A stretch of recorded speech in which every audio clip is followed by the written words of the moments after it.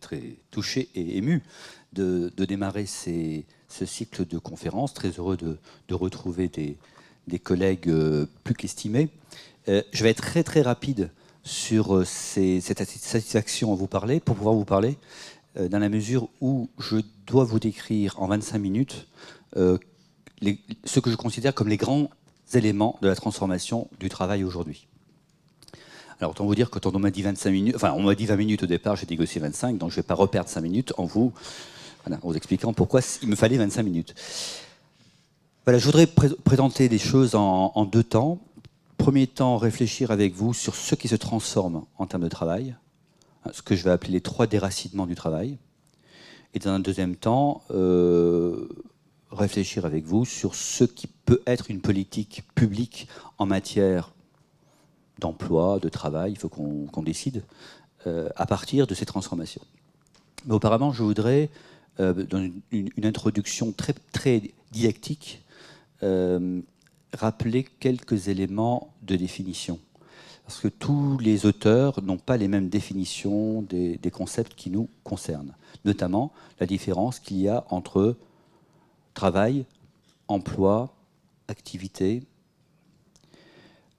Alors, et encore une fois, peut-être que Bernard aura une autre définition, il vous présentera la sienne. Mais je tiens à vous préciser la mienne pour que vous entendiez ensuite mon discours à partir de cette définition.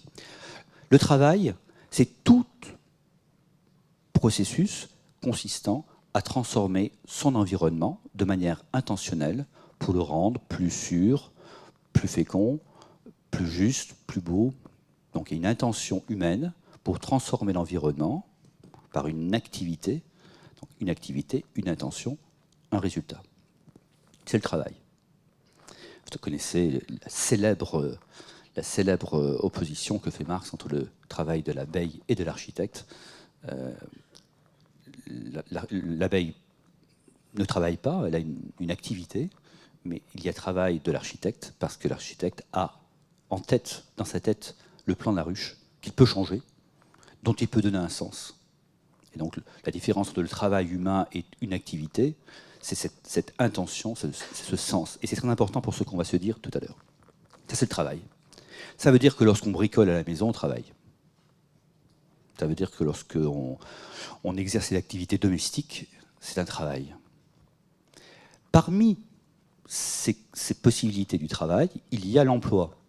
Il y a emploi lorsqu'il y a une distinction entre le donneur d'ordre du travail et celui qui le réalise. On dit alors que celui qui travaille est employé. C'est très basique et didactique. Hein, mais... Donc il y a emploi lorsque celle qui travaille dans un cadre organisationnel qui fait que ce n'est pas nécessairement lui, elle, qui définit le sens de son travail, c'est une organisation. Donc je parlerai alors d'emploi et pas de travail. Et enfin, il y a emploi salarié, et non pas travail salarié, emploi salarié, un cas particulier où le travail, dont le sens est déterminé par une organisation, donc par un autre que le travailleur, est en plus rémunéré. En clair, vous pouvez être employé dans une association à titre bénévole. Donc vous travaillez, vous avez un emploi, mais vous n'avez pas un emploi salarié. Donc, 3 notions qui s'encastrent les unes dans les autres. La plus vaste, c'est le travail humain, qui prend des formes très différentes, multiples, dès lors qu'il y a transformation de l'environnement, participation à la société. Dans cette grande ensemble, cette grande patate, comme on dit en mathématiques, il y a le sous-ensemble de l'emploi, et dans ce sous-ensemble de l'emploi, il y a le plus petit sous-ensemble de l'emploi salarié. Alors, je prends cette précaution qui n'est pas coratoire, qui est essentielle pour notre discussion, parce qu'on peut parler à l'infini de l'évolution du travail en pensant à l'emploi salarié, mais qui est une forme du travail. Et bien sûr que tout ce qui va nous concerner, vous allez voir, c'est qu'en fait, il y a une grave crise de l'emploi salarié aujourd'hui, mais évidemment pas du travail. Évidemment qu'il y aura toujours du travail, qu'il y a toujours de l'activité humaine, j'espère pour nous, avec un sens, destiné à transformer l'environnement pour qu'il soit plus fécond, plus sécure, plus beau et plus juste.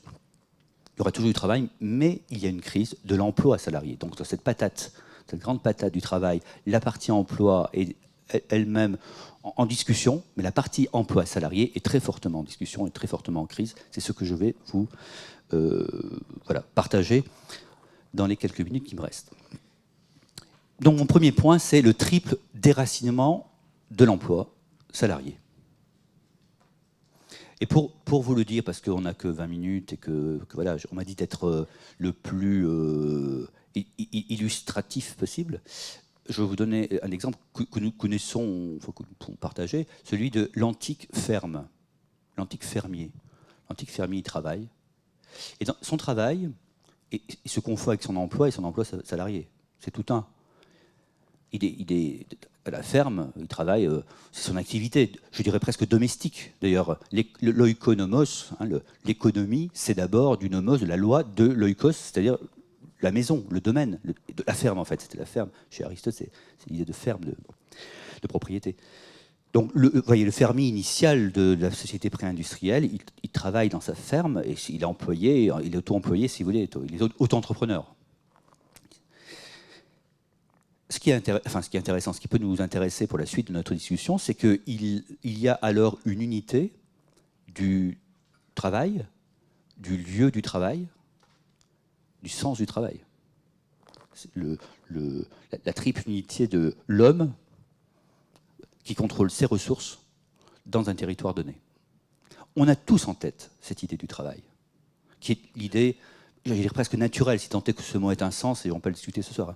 Naturellement, on pense le travail comme pleinement, enfin, équilibrant ces trois dimensions. Un homme qui contrôle ses ressources, qui agit dans un territoire, celui de son terrain, sa ferme. Et puis les choses changent, et c'est le premier déracinement. Il est dû au capitalisme. Je ne vais pas vous rappeler les grands basiques de l'histoire de la pensée économique, enfin l'histoire de l'économie. Le capitalisme va se caractériser par une séparation majeure entre le travail et le capital. Donc en fait, entre le travail et les ressources. Ceux qui contrôlent les ressources, le capital, ne sont plus les mêmes que ceux qui contrôlent la force de travail. Et donc ce premier déracinement, il ne date pas de la période actuelle, évidemment, il date du début du capitalisme, du capitalisme industriel à partir du XVIIIe siècle, et il va s'intensifier. Ce qui est très caractéristique de notre période, et donc on fait référence au livre que j'ai commis sur la financiarisation, c'est que le contrôle du capital s'est très très fortement éloigné de la logique de la force de travail. En clair, ceux qui contrôlent, allez, je le dis de manière un peu relâchée, la finance, donc le capital, donc les ressources techniques, sont de plus en plus éloignés, mais physiquement, territorialement, de ceux qui agissent dans un lieu donné, qui s'appelle une entreprise, un lieu, une administration, un lieu donné, où ils réalisent le travail. Alors ça, c'est très très frappant. J'essaie de le montrer dans le livre, mais je vous le dis en deux mots. J'ai commis dans mes chroniques du Monde une chronique que vous avez peut-être lue ou croisée sur notre cher Berlier, devenu Renault Véhicule Industriel, puis Renault Truck, puis une entreprise une entreprise suédoise. Et on voit comment Berlier, c'est très intéressant. L'histoire, Berlier, c'est lorsque dans les années 50, Berlier étend son activité, les usines ne sont pas séparées à plus de 60 km de Vénissieux, où était le centre. 60 km. Et il étendait son activité. Et puis aujourd'hui, le siège social de ce qui fut Berlier est en Suède. Donc, je donne cet exemple, parce qu'on m'a dit de donner des exemples très très lyonnais. Un des grands employeurs dans le territoire, le siège social, donc le détenteur du capital, donc qu'on le veuille ou non, celui qui va orienter la stratégie, ne se trouve plus depuis belle lurette, non seulement à Lyon, même pas en France, mais encore en Europe.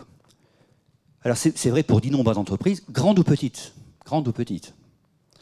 Et c'est vrai pour des entreprises que nous utilisons tous les jours. Dans la dernière chronique, vous voyez, je m'autocite, mais c'est parce que ce sont des chroniques et c'est très facile à lire.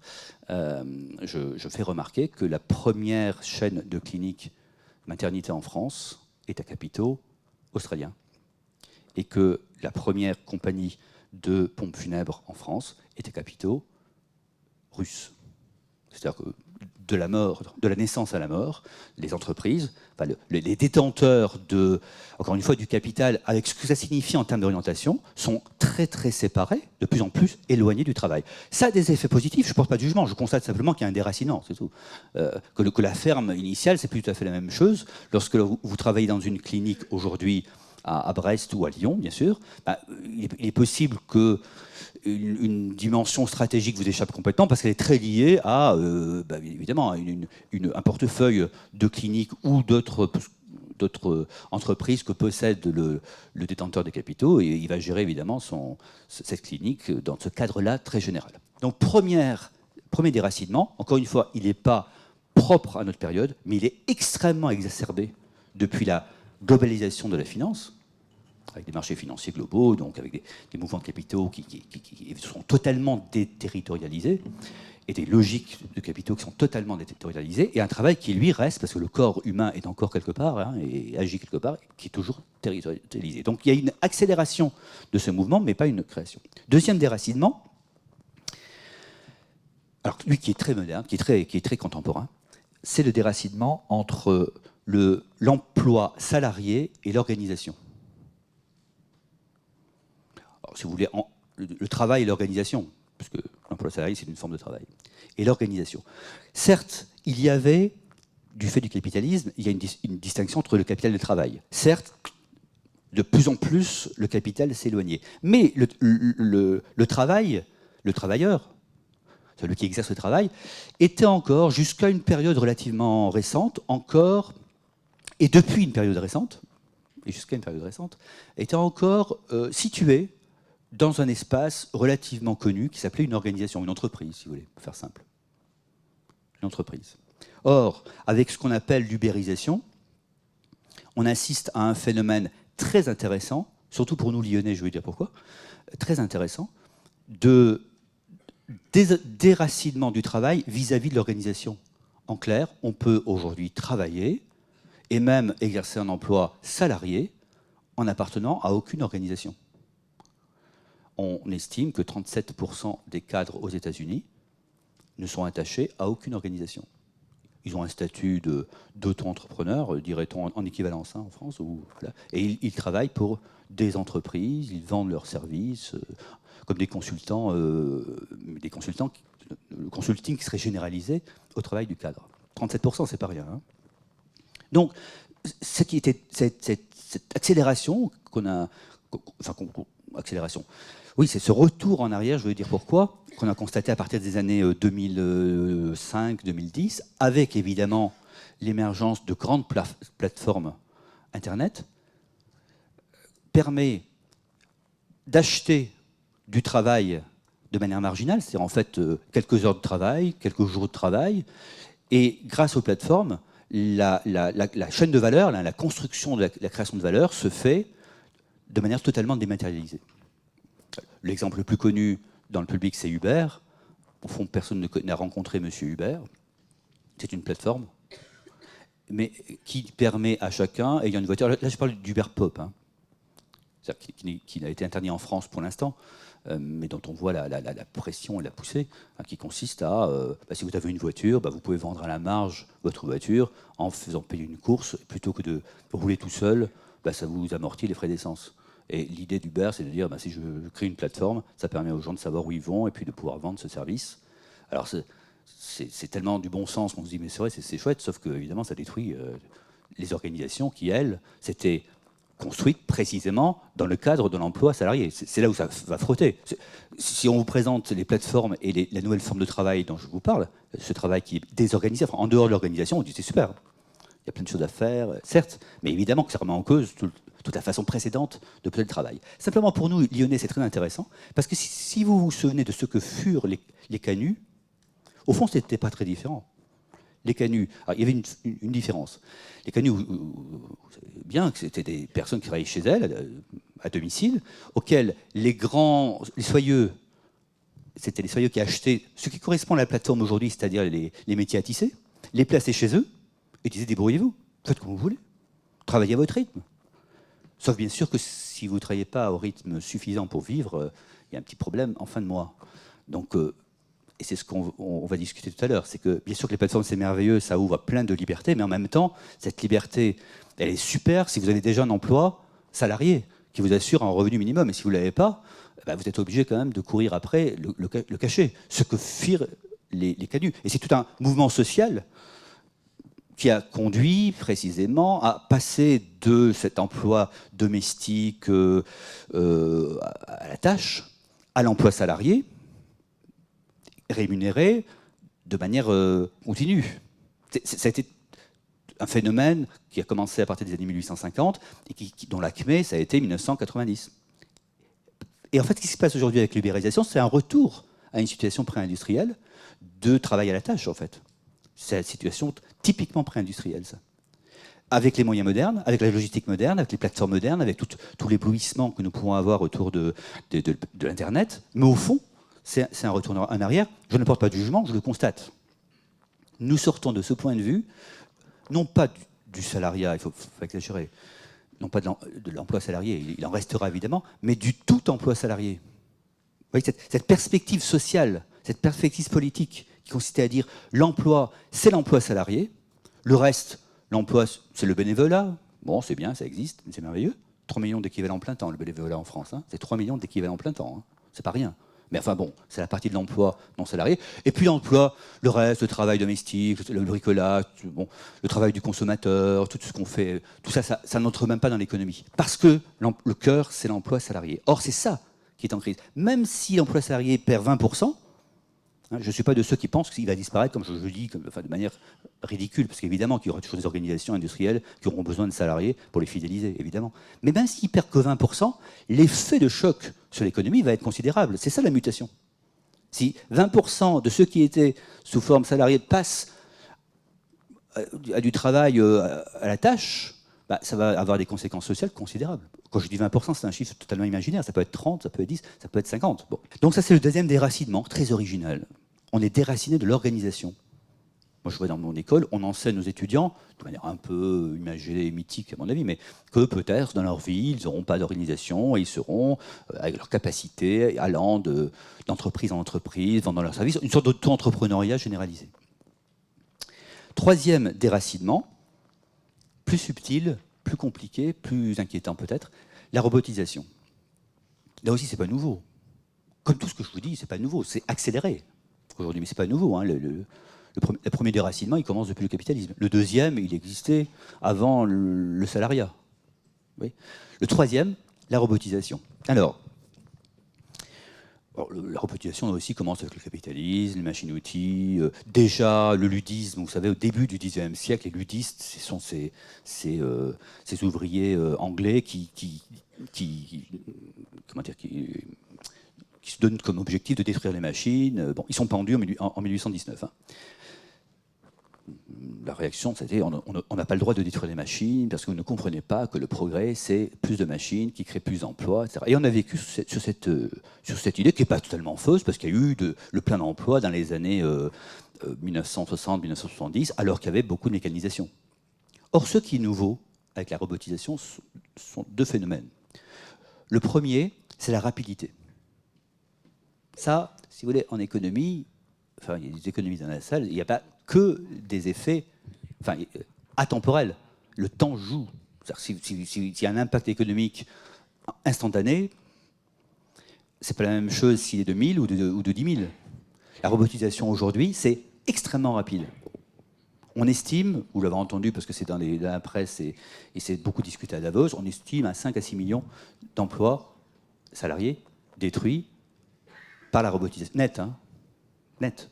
Détruits par la robotisation d'ici 2020. Excusez-moi, mais 5 à 6 millions d'emplois détruits, c'est énorme, socialement. Il faut absorber le choc. Tout en amortissant l'investissement de la robotisation. Ça c'est le premier point, voilà, qui est, je vais rester nuancé, problématique. Rapidité. Que soit nécessaire la robotisation, très bien. Bon, rapidité. Deuxième point, c'est qu'en fait, cette robotisation joue sur l'intelligence. C'est que la robotisation, c'est aujourd'hui la robotisation de l'intelligence. Ça, c'est nouveau, avec l'intelligence artificielle. Ce ne sont pas tant les robots qui sont nouveaux, c'est pas ça qui... Encore une fois, c'est aussi vieux que le capitalisme, que l'industrie, qui est de la machine-outil, donc des robots. Mais ce qui est nouveau, c'est l'intelligence artificielle, c'est-à-dire l'usage de l'énorme quantité d'informations qui circulent sur Internet pour alimenter des calculs ordinateurs. Ça, c'est non seulement nouveau, mais c'est impensé. C'est-à-dire que personne n'est capable de dire quelles vont être les conséquences pour une société du fait que des machines peuvent traiter bien plus vite, bien davantage, de manière massive et de manière domestique, de manière très très basique, plus d'informations que des humains. Ça, on ne sait pas quelles vont être les conséquences. Et ça, c'est un déracinement du travail. Oui, c'est la troisième dimension. Le travail, c'était un homme, un travail. Et là, vous avez des travaux, y compris intellectuels, qui sont mieux faits par des machines. Et qui seront mieux faits par des machines. Et je vous assure que enfin, je ne suis pas un grand partisan de la robotisation, mais c'est vrai, il y a des machines qui font mieux des emplois, des travaux très précis et très qualifiés jadis d'intelligents. Et le fait de dire que l'homme est plus intelligent que l'homme, c'est pas si sûr que ça, parce qu'il y a des travaux précis qui demandent des calculs très précis, qui sont faits beaucoup plus rapidement par des robots, et qui vont être faits plus rapidement par des robots. Ça nous pose des questions nouvelles de transformation. Vous voyez, de l'emploi salarié, c'est évident, mais cette fois, de l'emploi et même du travail, et de sa signification. 3 déracinements, dont le dernier est le plus je ne devrais pas dire inquiétant, parce que rien ne nous inquiète, au fond. Hein. Nous, ce qu'on aime bien, c'est comprendre que l'avenir est ouvert et qu'il va se passer des choses. Mais pour le coup, c'est le plus flou. Hein. C'est là où il peut y avoir des conséquences les plus dramatiques au sens anglais du terme. Donc, voilà ces 3 déracinements, et voilà où on en est aujourd'hui, une transformation importante. Et c'est pas de la... Vous voyez, du catastrophisme, parce qu'on aime bien faire des conférences avec des effets de manche, dire, vous savez, tout va changer, surtout dans les business schools, tout va changer, rien ne sera plus comme avant. D'abord, je n'y crois pas. Hein. Je vous ai montré que ce sont des tendances longues, mais qui s'accélèrent aujourd'hui, et qui s'accélèrent, la conjonction de ces 3 dimensions, éloignement du capital par rapport au travail, globalisation, robotisation, éloignement de l'homme et de la machine, et le sens même du travail qui est donné non plus par l'organisation, mais par des plateformes, hein, par le fait qu'on est coordonné en dehors d'une organisation dans laquelle on peut avoir du collectif, de la solidarité, de la discussion, de la négociation. Il n'y a pas de discussion, de négociation, c'est la plateforme qui va donner le travail. Ça, c'est nouveau. Je ne peux pas dire le contraire, c'est nouveau. Je ne sais pas si c'est bien ou pas bien. C'est notre discussion qui nous permettra, nous, de faire un avis. Et je ne préfère pas dire a priori, c'est une catastrophe qui nous attend. Je ne sais pas. Mais je dis que ça, c'est nouveau. On ne peut pas nier que ça le soit. Et je conclus. Ça va pour la conclusion. Je suis dans les temps. Et je conclus sur les enjeux politiques que je vois pour donner la parole à Bernard. Les enjeux politiques que je vois pour des personnes qui, comme vous, ou être intéressées ou être acteurs du politique, du terrain. Qu'est-ce qu'on fait? Qu'est-ce qu'on fait face à ça? D'abord, je vais le dire de manière brutale, mais c'est pour permettre un débat. Je crois qu'il est important de se dire que la question centrale n'est pas la question de l'emploi salarié. La question centrale, c'est la question du travail. Il faut revenir à la grosse patate, au plus large, parce qu'il y a énormément de travail qui se fait en dehors du salariat. Et si on ne regarde que la ligne du salariat, on voit disparaître des pans de l'activité humaine, mais on ne voit pas qu'en fait, ils sont en train de se faire ailleurs. Je vous donne un exemple que vous vivez tous. Il y a un siècle, lorsque vous alliez chez un épicier, il allait vous demandiez 300 grammes de farine, il allait chercher dans le paquet de farine, il vous pesait les 300 grammes, il les mettait dans un paquet, il vous les donnait. Et même, parfois, il allait vous porter vos commissions à domicile. C'est-à-dire que vous passiez des commandes. Et puis, grande distribution, ça a déjà 50 ans. C'est vous qui dans le caddie, mettez une partie de... Et puis, 50 ans plus tard, par Internet, vous commandez à Londres des tapisseries Laura Ashley. Je vous le dis parce que je l'ai fait, je l'ai testé pour vous. 3 jours après, dans un petit village du nord de Lyon, je habite à la campagne, chez la campagne, j'avais les tapisseries Laura Ashley que je vais acheter à Londres 3 jours plus tôt sur Internet. Mais j'avais tout rentré. Mon nom, ma carte bleue, ce que je voulais. Tout était robotisé, codifié. Et j'ai fait une grosse partie du boulot. Pas de livraison, mais de comparaison. Personne ne m'a conseillé. C'est moi qui suis allé chercher les infos. J'ai fait une énorme partie du travail, absolument pas rémunéré. Je n'étais même pas employé. Il y a une grande partie du travail. Si vous regardez que l'emploi salarié, vous dites, ben oui, il y a eu des transporteurs, des gens qui ont fabriqué. Il y a eu tout ce travail de client qui est du travail mais qui doit être intégré dans la chaîne de valeur. Parce que sans ça, ça ne fonctionne pas. Donc, ma première préconisation serait de dire, ne nous focalisons pas sur l'emploi salarié, parce que je suis sûr qu'il y aura zéro résultat. Si les politiques, je le dis très brutalement, encore une fois pour qu'il y ait débat, si les politiques échouent sur la question du chômage depuis 30 ans, notamment en France, c'est parce qu'on ne regarde que l'emploi salarié et on veut absolument augmenter la partie emploi salarié et on ne voit pas tout ce qui se passe à côté, qui est de l'emploi non salarié, énorme, ou voir qu'il y ait du travail. Je vous parlais du travail du client, mais sur Internet, Internet ne fonctionne que par le travail totalement bénévole des gens, qui rentrent en ce moment toutes les informations qui sont de la ressource pour l'entreprise dans 5 ans ou dans 10 ans. Et ça, on le fait à chaque fois gratuitement. Bon. Et si on ne regarde pas ce travail-là, on rate une partie du problème. Donc, ça, c'est ma première préconisation. Deuxième préconisation, j'en arrête là. Dans la très rapide description de ce que je vois, mais sans être un prévisionniste, mais vraiment qui est déjà là, quant à l'évolution du travail, il y a des éléments positifs et des éléments négatifs. Donc il faut regarder les deux. Éléments positifs, beaucoup plus de souplesse. C'est beaucoup chanté par les champs de libéralisme en particulier aujourd'hui, et ils n'ont pas totalement tort. Plus d'indépendance, je peux m'organiser, je peux organiser ma vie, je peux changer de métier plus facilement, je peux mieux exploiter mes compétences. Vous voyez, il y a une souplesse de la vie humaine par rapport au carcan de l'organisation qui est de nouveau reconquise. C'est pas faux. Donc ça, c'est vrai que c'est une société beaucoup plus souple, de ce point de vue-là, beaucoup plus agile, comme on dit, un peu bêtement, mais en tout cas un peu ouverte. Bon, très bien.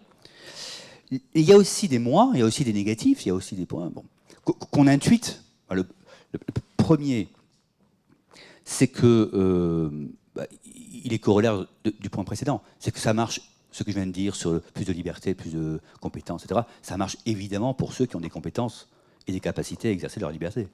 Mais que c'est beaucoup plus difficile pour les vulnérables, les compétences qui se dévaluent très vite. Donc ça exige, mais c'est évident, dès lors qu'on est sur un marché, ça exige une lutte contre l'auto-obsolescence qui est extrêmement rapide. Évidemment que l'emploi salarié, ça protégeait le salarié de tout ça. Ça lui donnait par exemple des plans de formation, une capacité de ne pas être licencié trop facilement pour qu'il puisse s'adapter. Si vous êtes en lien direct avec une plateforme qui vous donne effectivement du travail agile, la conséquence négative du positif, positif pour les riches, en termes de compétences, et les habiles et les souples, et plus grande difficulté évidemment pour les vulnérables. Ça, c'est un premier point. Mais il y a un second point que je voudrais souligner, qui à mon avis n'est pas assez souligné aujourd'hui par les voilà, peu importe. C'est que on a l'impression que les entreprises disparaissent dans l'affaire. On dit des plateformes, c'est magnifique. Derrière les plateformes, il y a de nouveau des entreprises et des capitaux et des enjeux et des développements.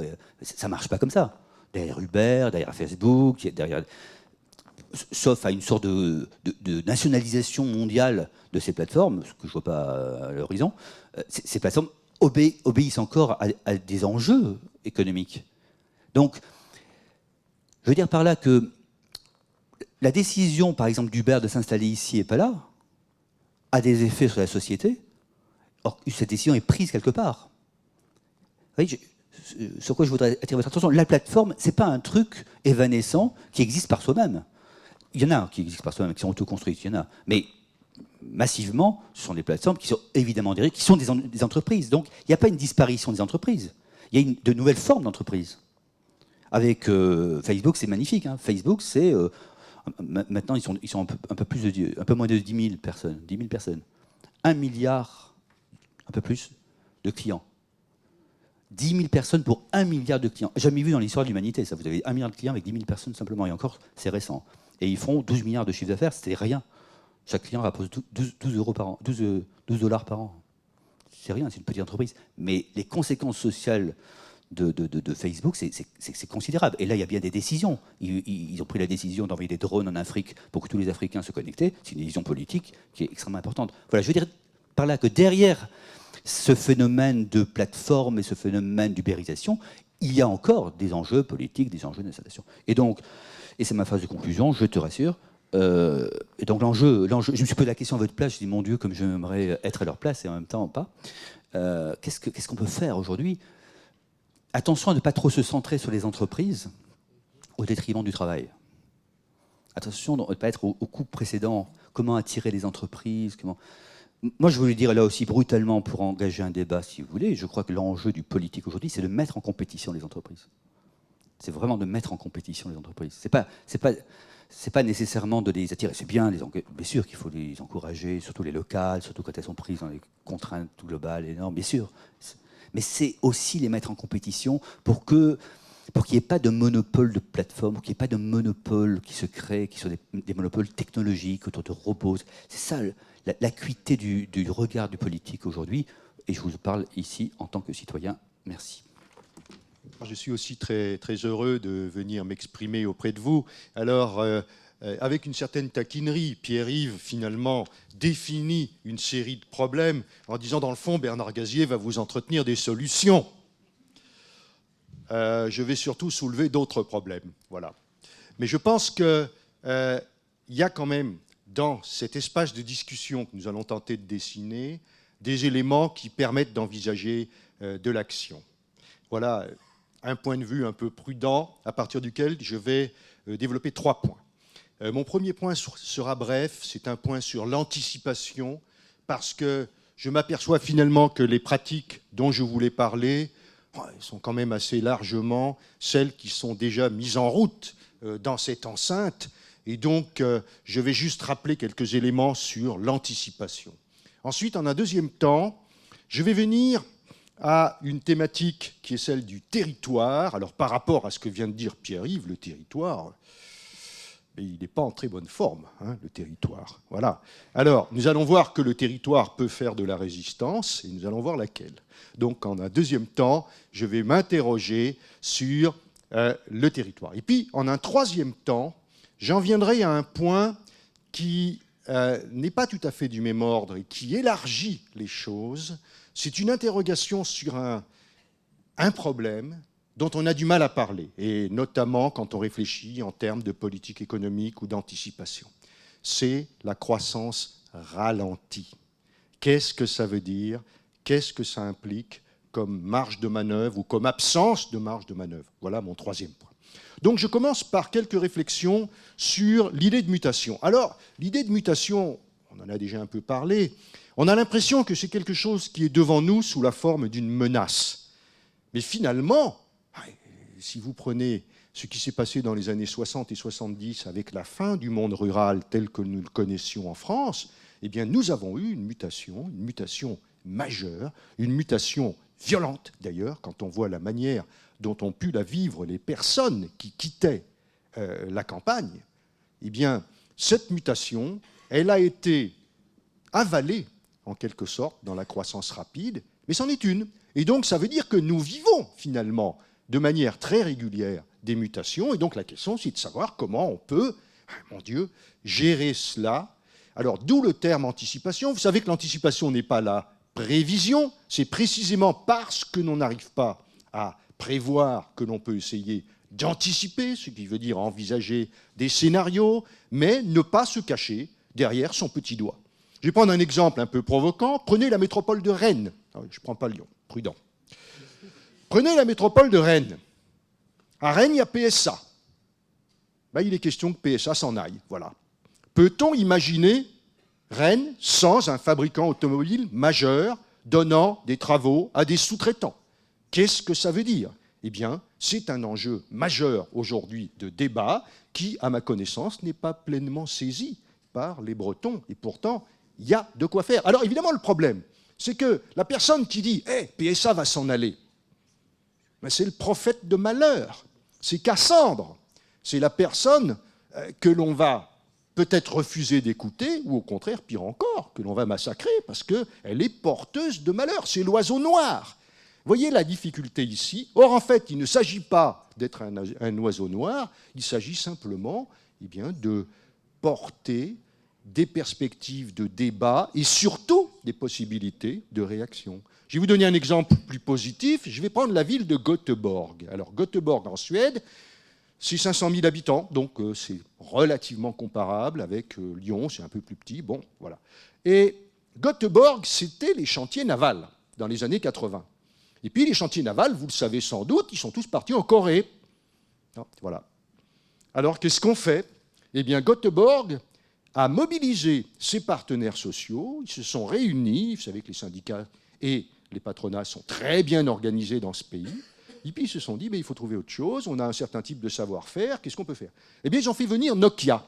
Et finalement, c'est la téléphonie première vague qui a permis très largement de redévelopper Göteborg. Et puis en 2000, il y a eu la bulle de cette téléphonie, Nokia s'est effondré, et les partenaires sociaux se sont réunis, ils avaient déjà anticipé un peu la chose, ils ont diversifié, et ils sont repartis sur d'autres trajectoires. Vous voyez, la mutation, c'est ça, c'est très difficile, et ça suppose en fait des dialogues, effectivement, qui mobilisent toutes les forces vives, et en particulier, bien sûr, les groupes sociaux les plus concernés, les partenaires sociaux. Alors, il y a des obstacles, parce que la confidentialité, par exemple, voilà, il existe des milieux patronaux qui ils considèrent qu'un certain nombre de données sont sensibles et qu'il ne faut pas les diffuser. Or, si on ne peut pas parler d'enjeux majeurs, il y a un moment où le débat se bloque, et donc il y a vraiment ici une chose à voir. Alors, ayant dit tout cela sur l'idée donc d'anticipation, j'en viens à mon second point, le territoire. Alors, le territoire, il est mal. Après tout ce qu'on vient de dire, la mondialisation, le déracinement, il y avait le terme de déterritorialisation, ça y est, je l'ai bien dit. Il y a donc, finalement, ces dimensions nomades. Il y a, comme vous le savez, si votre appareil informatique est en panne, vous téléphonez à une hotline et on vous répond du Maroc. Alors, quelquefois avec un accent amusant d'ailleurs. Et si cette personne vous rend service, dans le fond, vous n'avez rien à dire. Hein, c'est comme ça. Bon, et bien n'empêche que, évidemment, ça veut dire que pour un territoire, on ne sait plus très bien où est le travail. Donc, je rejoins tout à fait, bien sûr, les analyses qui vous ont été proposées. Alors, le territoire, comment peut-il faire de la résistance? Eh bien, je vous propose d'envisager 4 termes qui permettent de saisir que, oui, le territoire n'a pas dit son dernier mot. Premier terme, transversalité. Oui. Si tout était atomisé dans la réalisation des activités productives, si dématérialisées soient-elles, et voilà, il y a quand même des gens avec des logements, avec des consommations, etc. Bon, et tout ça, eh bien, ça obéit à un certain type de logique transversale, qui est celle que l'on observe essentiellement sur les territoires divers et variés. Je vous proposerai tout à l'heure, bien sûr, de distinguer entre plusieurs catégories de territoires. Transversalité. Deuxième point, évidemment, proximité. Oui, si vous voulez avoir une culture collective, si vous voulez avoir des échanges, si vous voulez avoir des savoir-faire qui se répandent, eh bien, il faut pouvoir communiquer. Il y a donc des groupes qui peuvent être virtuels, mais tous ne peuvent pas l'être. Il y a des proximités, et ces proximités, eh bien, elles s'ancrent relativement facilement dans les territoires. Terme qui va avec le terme de réseau. Les réseaux, parce que s'il n'y en a qu'un, effectivement, il peut se promener un peu partout, mais des réseaux entrecroisés de construction de compétences, des réseaux de diffusion, la proximité des clients, la possibilité d'avoir des pôles d'activité. Vous voyez, ces éléments-là nous conduisent évidemment tout droit à la métropole ou à des choses comme ça, mais en tout cas montrent que le territoire a encore des arguments extrêmement forts à faire valoir. Dernier terme, qui pour moi est important parce qu'il vient affecter les relations de travail directement. En fait, ces relations de travail dont nous avons parlé en termes de déracinement, elles sont aussi, et très souvent, et à mon sens de plus en plus, médiatisées. Médiatisées, ça veut dire qu'entre l'utilisateur du travail et la personne qui réalise le travail, eh bien, il y a quelque chose. Ça peut être une plateforme, ça peut être une association d'insertion, ça peut être un groupement d'employeurs, ça peut être du portage salarial. Et vous voyez, ces médiatisations se répandent, et elles viennent d'ailleurs faire quelque chose qui, effectivement, et là je rejoins le diagnostic de Pierre-Yves, faire quelque chose qui fait communiquer le travail salarié et le travail indépendant. Car vous allez avoir des situations mixtes, des situations dans lesquelles les personnes vont être, par exemple, des indépendants économiquement dépendants, qui est une jolie catégorie statistique sur laquelle on commence à s'interroger. C'est quoi ça? Imaginez un indépendant qui est sous-traitant et qui dépend d'un seul donneur d'ordre qui lui spécifie tout ce qu'il doit faire et qui notamment lui dit telle machine à tel rythme et puis avec tel tarif. nous sommes dans une situation où l'indépendant est économiquement dépendant. Nous sommes donc dans une situation qui est en quelque sorte mixte entre salariat, subordination. Il y a des liens de subordination. Il y a même pire que ça. Il y a des liens d'allégeance, d'inféodation. Ce sont des liens très anciens qui reviennent. L'obligation d'être disponible si on a besoin de vous. Prenez le contrat 0 heure, qui est illégal en France, mais qui s'est répandu comme une traînée de poudre en Angleterre, par où l'on voit d'ailleurs que ça n'a rien à voir avec la rigidité supposée du marché du travail, qui aurait besoin de s'échapper par des tas de trous. Le marché du travail anglais particulièrement flexible, et il a dessus fleuri le contrat 0 heure. C'est le contrat, si j'ai du travail, je vous en donnerai, je vous appellerai. Vous, vous êtes disponible. Et si vous n'êtes pas disponible, ben, je prendrai quelqu'un d'autre. Voyez le contrat 0 heure. Je ne vous promets aucune heure. Alors on peut spécifier une rémunération pour stabiliser quand même quelque chose. Voyez, ces genres de logiques-là, ce sont des logiques de réseau, ce sont des logiques de médiation très souvent, et le territoire là-dedans apparaît souvent comme un point d'ancrage, surtout lorsque l'on envisage la dualité marchand et non marchande de cette affaire. Car la plupart du temps, quand vous avez une forme d'emploi nouvelle, prenez le portage salarial. Le portage salarial, je suis un indépendant, j'apporte mon activité à l'entreprise qui me salarie à hauteur de ce que j'ai apporté et paye les cotisations. Bon, voilà un dispositif typique d'un emploi émergent. Eh bien, vous avez la même chose en non marchand, en associatif, en réseau local de proximité, etc. Par où l'on voit une ambivalence marchande-non marchande qui n'est pas réglée. Et de même Uber.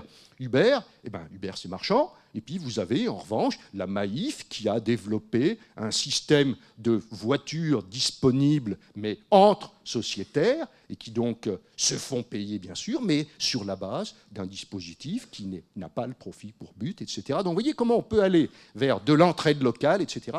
Bref, le territoire fait de la résistance. Alors, territoire, oui, mais quel territoire? En fait, je voudrais distinguer ici au moins deux modalités de territoire. En fait, le territoire, c'est évidemment d'abord, et ça tombe sous le sens, une série de cadres spatiaux qui sont emboîtés les uns dans les autres. Vous avez l'Union européenne, vous avez les pays, vous avez les régions. Dans les régions, vous avez les départements ou les métropoles, vous avez les cantons, vous avez les communes. Vous voyez, cette idée d'emboîtement, à ce moment-là, le territoire est un cadre administratif dans lequel peuvent se déployer ou non diverses activités. Donc vous avez cette première possibilité, je vous propose d'appeler cela le territoire cadre. Et à l'intérieur du territoire cadre, vous pouvez avoir, mais pas toujours, et ça se discute, des territoires projets.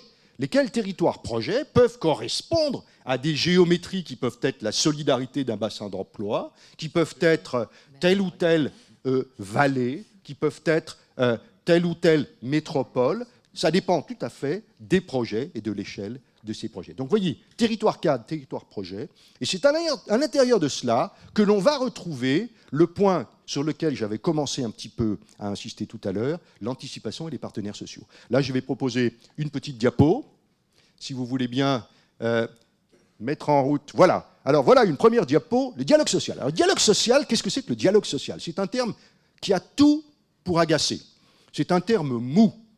Dialogue social. Or, en fait, dialogue social, qu'est-ce que c'est? Désormais, il y a une définition qui est à peu près stabilisée. C'est tout ensemble d'information-concertation, premier niveau, de négociation, deuxième niveau, de gestion paritaire, troisième niveau, et de codétermination éventuelle, quatrième niveau. Donc, vous avez 4 niveaux qui correspondent à la manière dont les partenaires sociaux peuvent s'impliquer dans des interactions qui remplissent un rôle social. Alors, dans le petit diagramme que vous avez ici, eh bien, vous avez tout simplement l'idée que ce dialogue social, il va se déployer pour partie, mais pour partie seulement, au niveau territorial. Alors, ce n'est pas le niveau principal, c'est même un niveau qui a été critiqué, qui a été minimisé. Il y a eu des rapports pour dire « Oh oui, c'est très bien, mais surtout que ce ne soit pas normatif, que ça n'interfère pas avec la légitimité des accords de branche et des accords nationaux. » Il y a eu des rapports qui ont dit cela.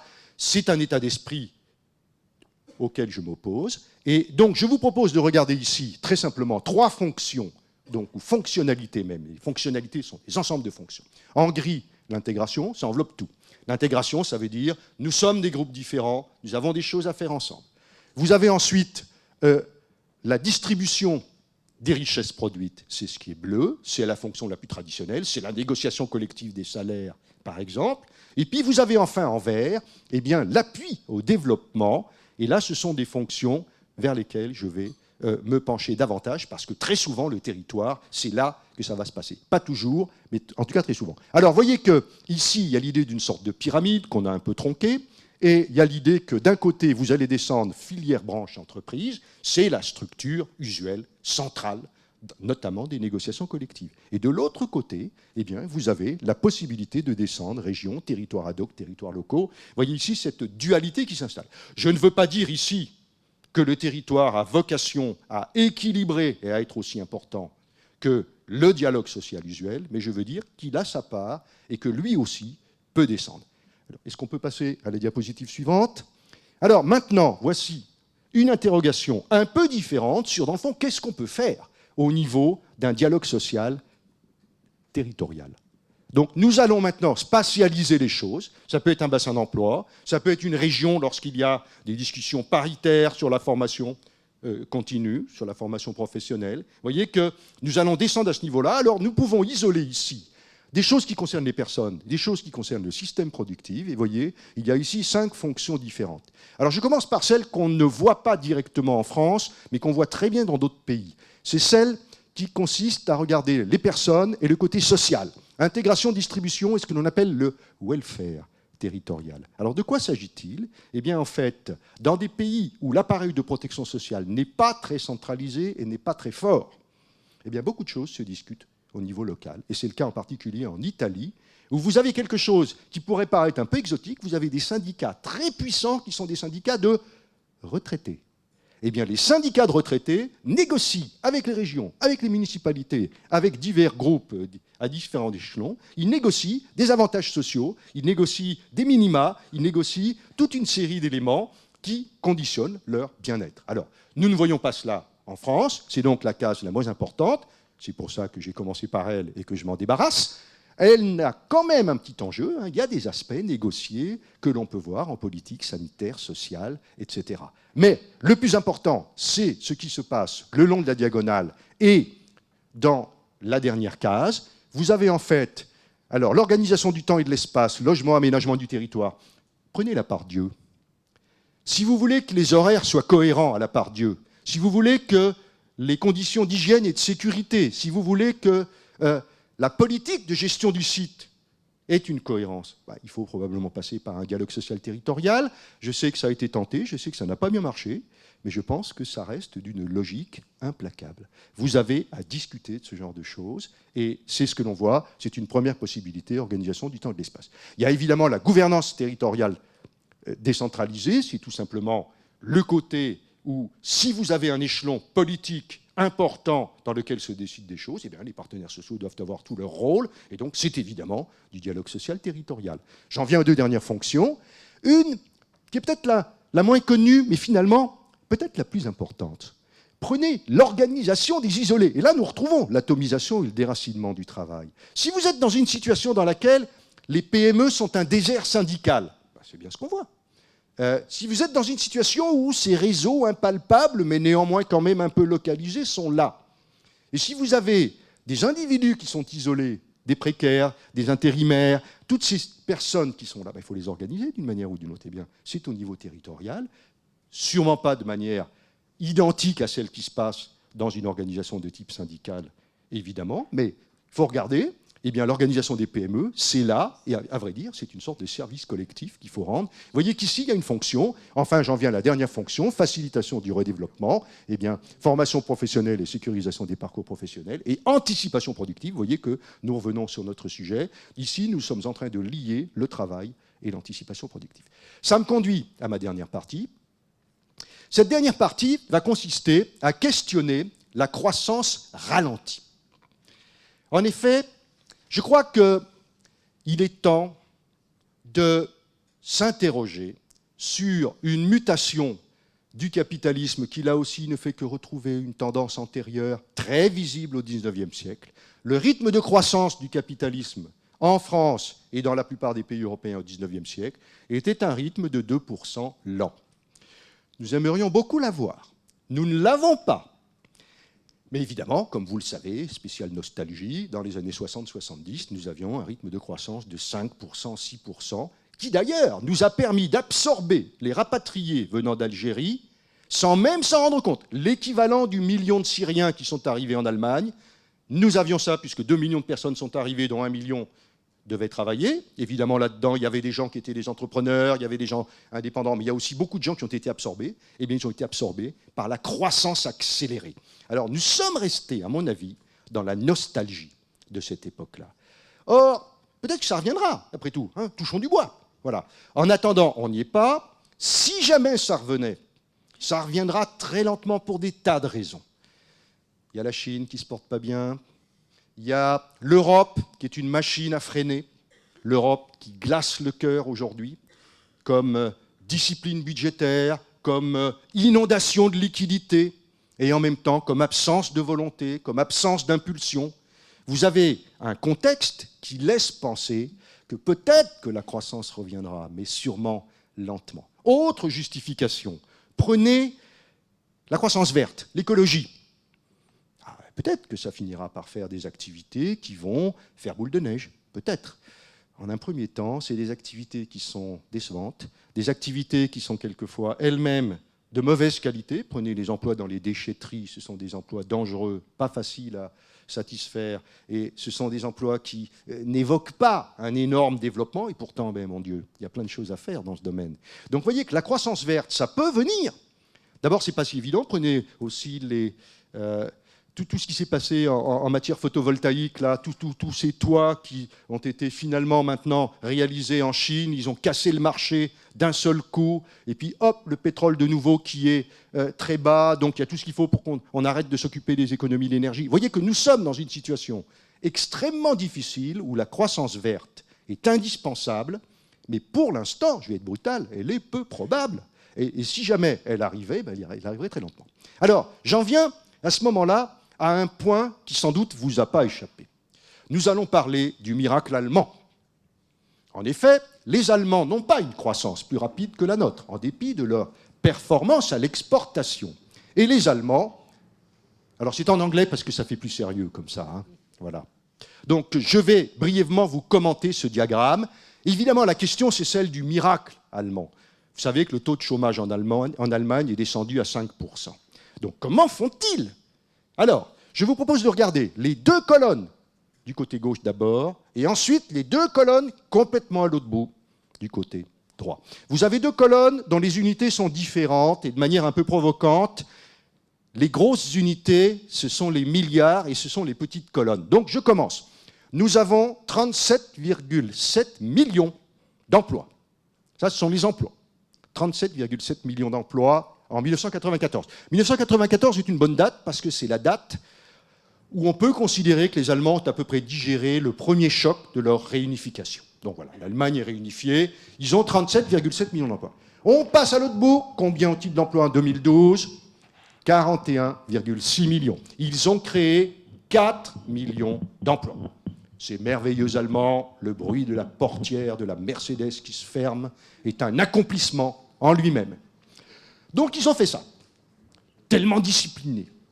Bon. Maintenant, regardez les heures travaillées. Alors là, c'est BN, billions, ça veut dire milliards en anglais.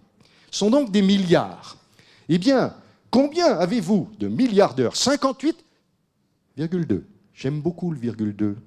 Pourquoi ? Parce que regardez à l'autre bout, vous avez 58,1 milliards d'heures. Il y a moins d'heures travaillées en Allemagne en 2012 qu'en 1994.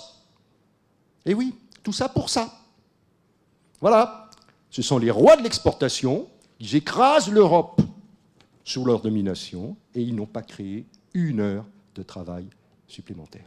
Alors, quand même, 4 millions, où sont-ils ces 4 millions, bon sang ? Eh bien, regardez ce qui est en rouge. Vous voyez, en rouge, c'est ce qui s'appelle employees part-time. Donc ce sont des salariés, pour le coup, et à temps partiel. Prenez le rouge de la première colonne. Vous les avez ? Maintenant, vous regardez de l'autre côté. Ben, le rouge a grossi. Le rouge est beaucoup plus gros en 2012. Qu'est-ce que ça veut dire ? Ils ont pris 4 millions de temps plein et ils en ont fait 8 millions de temps partiel. Ben, c'est pas subtil. C'est pas subtil, mais ça a fait baisser le chômage. Voilà.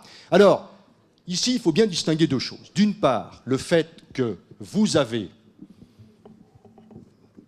des situations gérées par la réforme Hartz que l'on peut critiquer. Et pourtant, la réforme Hartz, juste une remarque sur la réforme Hartz, c'est une sorte de RSA, simplement il est donné à 6 millions de personnes, dont les jeunes.